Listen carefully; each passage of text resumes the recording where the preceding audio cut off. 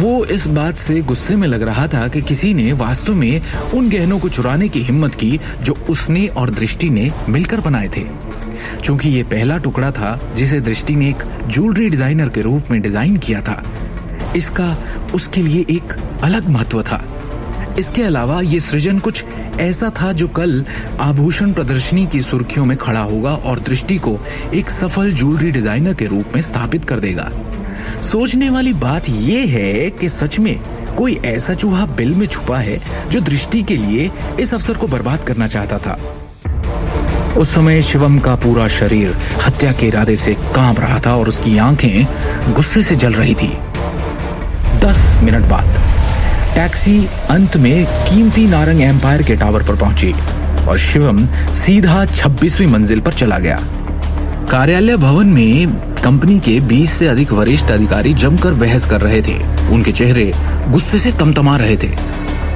दृष्टि नारंग, इस बारे में आपको क्या कहना है? आप इस परियोजना की प्रभारी हैं। कल रात आने के तुरंत बाद उत्पाद कैसे गायब हो गया? कल आभूषण प्रदर्शनी का दिन है। कंपनी ने किंग ऑफ द वर्ल्ड को प्रचारित करने के लिए पहले ही बड़ी मात्रा में संसाधन खर्च किए हैं। अब जब तैयार उत्पाद चोरी हो गया है तो आप स्थिति से कैसे निपटेंगे?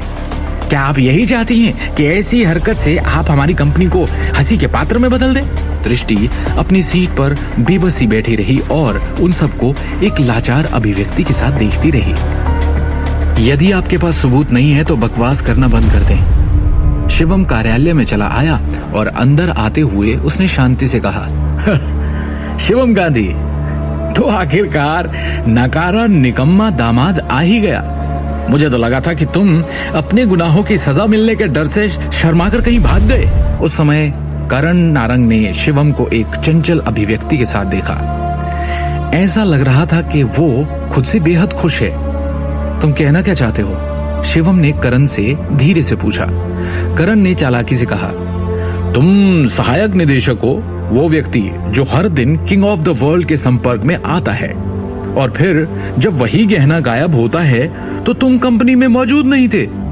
अब या तो ये महज इत्तेफाक है या फिर हम सभी का मानना है कि इस चोरी में तुम्हारा हाथ है। वास्तव में मुझे पहले से ही संदेह था कि पिछली बार कुछ गलत था। हालांकि दृष्टि नारंग केवल एक दिन के लिए कार्यालय में थी।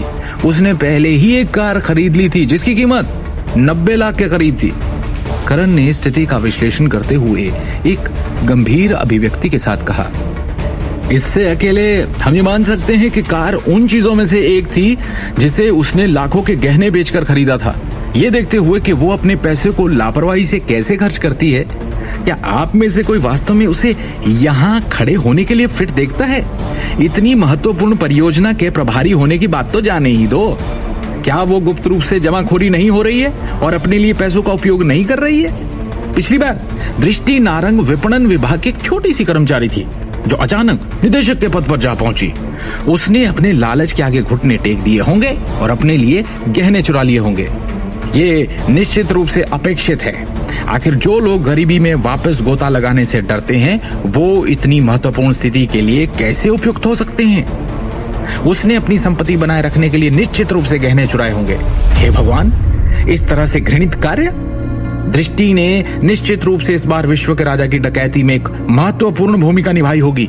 करण के करीबी दोस्तों और वरिष्ठ अधिकारियों में से हर एक ने दृष्टि का उपहास करना शुरू कर दिया और आग में ईंधन डालना शुरू कर दिया।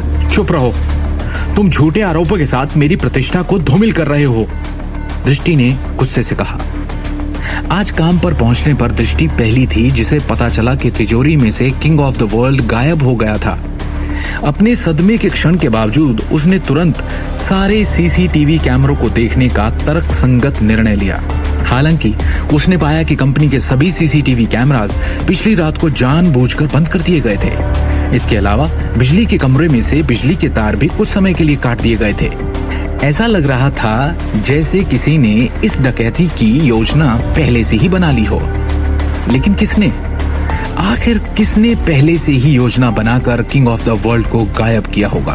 क्या इस चोरी के कारण अब दृष्टि का नाम मिट्टी में मिल जाएगा या शिवम उसके नाम पर उछला कीचड़ साफ कर देगा?